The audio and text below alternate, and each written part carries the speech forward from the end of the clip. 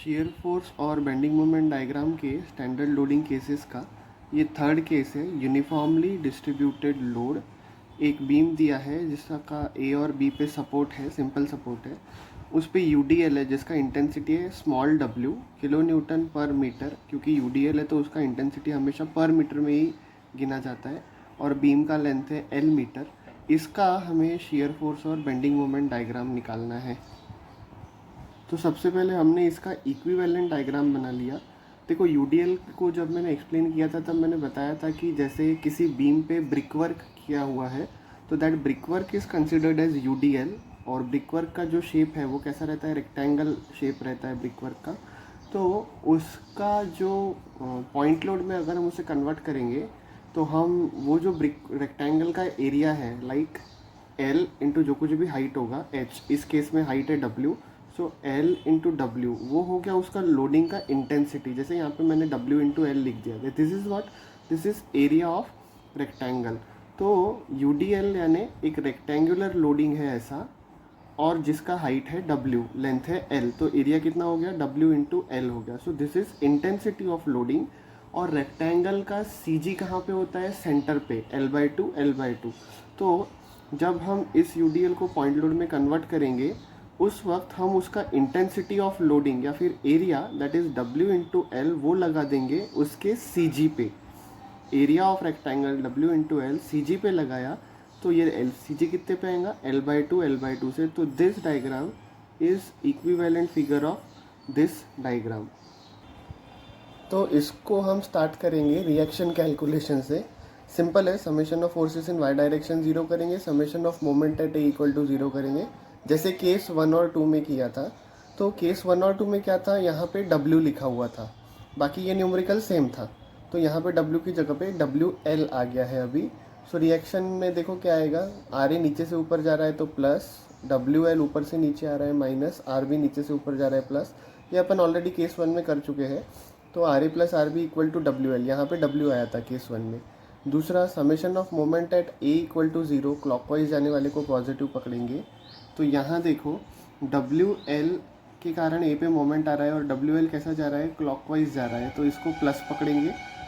Force है W into L, WL का distance RA से कितना है, L बाई टू, तो W into L into L by two कैसा जा रहा है, क्लॉकवाइज जा रहा है, करके पॉजिटिव लिखा।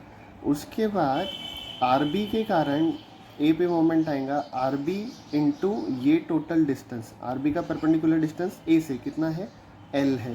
सो RB इंटू एल, और RB कैसा जा रहा है, ऐसा, this is what, anti clockwise, so minus. तो जब ये माइनस RBL इधर गया तो RBL हो गया, L नीचे आया तो L और L कैंसिल हो गया, तो WL बाई टू वैल्यू आया।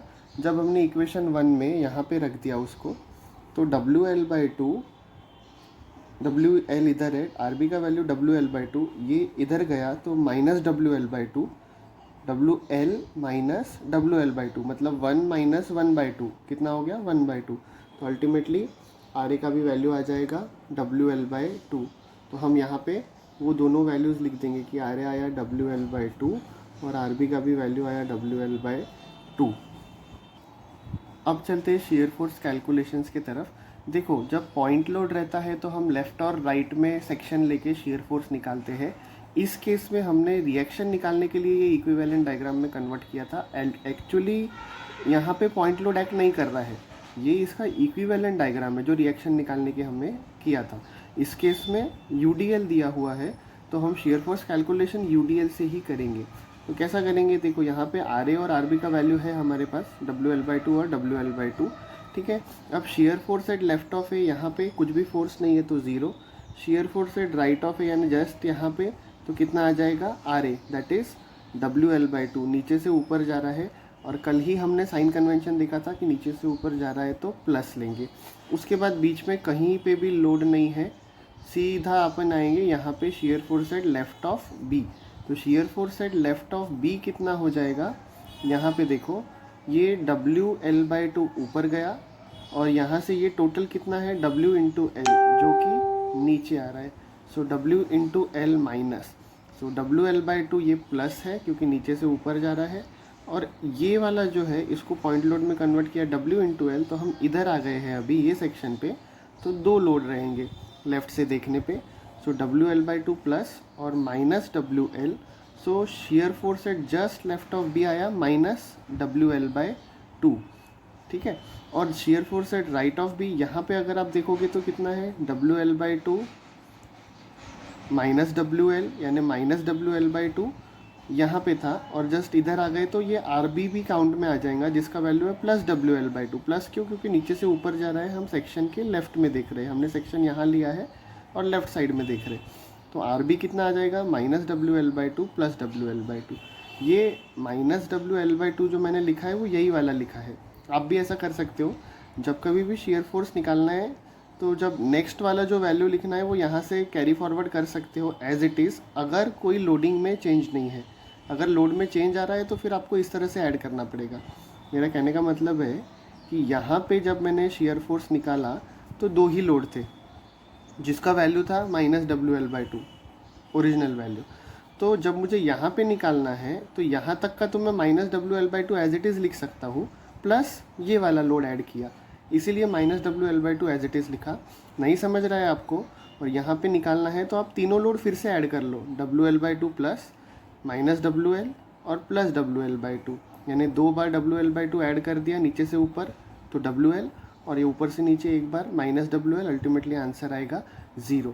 अब उसका shear फोर्स डायग्राम कैसे बनाओगे, तो WL/2 ऊपर जा रहा है यहाँ पे राइट ऑफ ए, तो हमने ऊपर दिखा दिया, बाकी कहीं पे भी चेंज नहीं है, सीधा लेफ्ट ऑफ बी पे है। लेफ्ट ऑफ बी यानी यहाँ पे माइनस WL/2, तो वो माइनस WL/2 दिखा दिया, यहाँ आया, और जैसे ही राइट ऑफ बी पे आया तो 0। सो 0 से चालू हुआ, left of A 0, right of A WL/2, left of B minus WL/2 और राइट ऑफ बी 0। तो इस तरह से हमने ये डायग्राम बनाया। एक डाउट आपको आ सकता है कि सर जब पॉइंट लोड लिया था तो आपने ये ऐसा स्क्वायर बनाया था या रेक्टेंगल बनाया था, यहाँ पे ऐसा इंक्लाइंड क्यों बनाया, तो उसका जवाब थोड़ी देर में देंगे, मे बी सेकेंड वीडियो बनाएंगे उसके लिए। As far as this is concern इतना समझ लो कि जब कभी भी UDL आएगा, shear फोर्स में इंक्लाइन लाइन आएगा। ओके, अब चलते हैं इसके बेंडिंग मोमेंट कैलकुलेशन पे। थोड़ा ध्यान से समझना, थोड़ा सा ट्रिकी हो सकता है क्योंकि पहली बार अपन सेक्शन ले रहे हैं। देखो यहाँ पे मैंने एक सेक्शन ले लिया at a distance x from support A, यहाँ पे रिएक्शन है WL/2, सेक्शन ले लिया XX at a distance x from support A। तो मुझे बताओ कि यहाँ से यहाँ तक जो ये UDL आया, इसका लोड कितना हो गया। देखो यहाँ से यहाँ तक जो UDL था, इसको पॉइंट लोड में कन्वर्ट किया तुमने W/L, W इंटू जितना लेंथ था उतना। तो यहाँ से यहाँ तक जो UDL है उसका लोड कितना हो जाएगा, इंटेंसिटी तो W है इसका, तो W ही रहेगा, लेकिन ये डिस्टेंस अभी x है, तो इंटेंसिटी हो गया W/X, ये हो गया इसका लोड, किसका, यहाँ से यहाँ तक का वजन, किसका, इतना सा, इतने से पार्ट का, ठीक है। और ये एक्ट कहाँ करेगा, CG पे, इसके हाफ पे, दिस इज़ x, तो यहाँ से x/2 पे हमने W/X लगा दिया, ठीक है। तो यहाँ से x/2 है, मतलब यहाँ से भी x/2 हो गया। ये क्यों कर रहे हैं हम, क्योंकि बेंडिंग मोमेंट UDL में निकालने के लिए हमें एक सेक्शन पे निकाल के उसको दिखाना ज़रूरी होता है। तो इतना समझ में आया होगा कि सेक्शन के लेफ़्ट में 2 फोर्सेस है। पहला है रिएक्शन W/L जो कि है x डिस्टेंस पे फ्रॉम सेक्शन x, दूसरा है ये UDL जिसका इंटेंसिटी है W/X, और ये कितने डिस्टेंस पे है, x/2 पे। फिर से पहला है reaction RA WL/2 at a distance of x from section x, दूसरा है W/X, ये load at a distance of x/2 from section x। तो आई होप कि समझा होगा। अब मुझे x पे मोमेंट लेना है तो कितना आ जाएगा, this RA WL/2 into x, RA into x कैसा जा रहा है, वो सैगिंग ऊपर लेके जा रहा है। यहाँ पे फिक्स कर दिया, इस जैसे स्टील का स्केल यहाँ पे तुमने ऐसा पकड़ के रखा है एट सेक्शन x, और जहाँ पे पॉइंट है वहाँ से ऐसा ऊपर कर रहे हो तो कैसा जाएगा, वो सैगिंग जाएगा, सैगिंग जाएगा करके पॉजिटिव। तो वो यहाँ पे हमने लिख दिया इधर WL/2 इंटू एक्स, सैगिंग है करके प्लस, ठीक है। अब इसके कारण यहाँ पे मोमेंट कितना आएगा, force into distance is moment, तो force is W/X, distance is x/2, तो W/X into x/2, W x² by 2 भी बोल सकते हो। तो वो मैंने यहाँ पे लिख दिया W/x/x/2।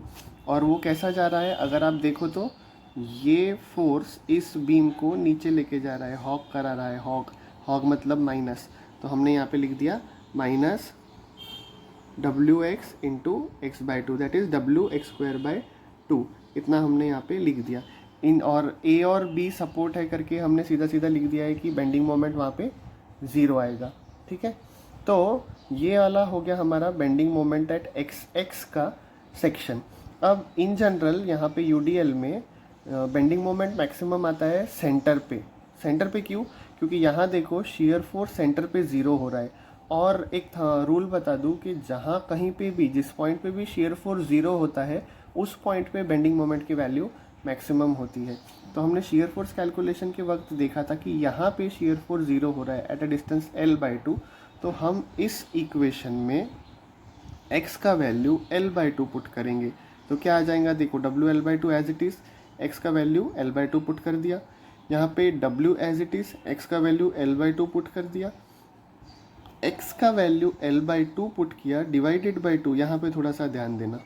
ठीक है, अब उसको सिंप्लीफाई किया तो ये हो गया WL²/4 और ये हो गया WL², ये 2 भी नीचे आ गया तो 2 × 2 4 × 2 8, तो 1/4 minus 1/8। So bending moment at centre आया WL²/8। अब क्योंकि ये वेरी हो रहा है L के स्क्वायर के साथ में, इसीलिए ये जो शेप आएगा आपका ये आएगा curve. Okay, this is curve मतलब सर्कुलर कर्व है ये, जिसका वैल्यू है WL²/8। ओके, तो इस तरह से आपका shear force and bending moment diagram for uniformly distributed load आता है। किसी को ये पूरा ध्यान में नहीं आ रहा होगा, कोई दिक्कत नहीं है, आपको इतना ही याद रखना है कि UDL आया तो मेरा जो शियर फोर्स डायग्राम है उसमें तिरछी लाइन आएगी, और अगर UDL आया पेपर में तो बेंडिंग मोमेंट डायग्राम में मेरा कर्व आएगा। इतना भी ध्यान में रखा तो आप सॉल्व कर पाओगे। Thank you.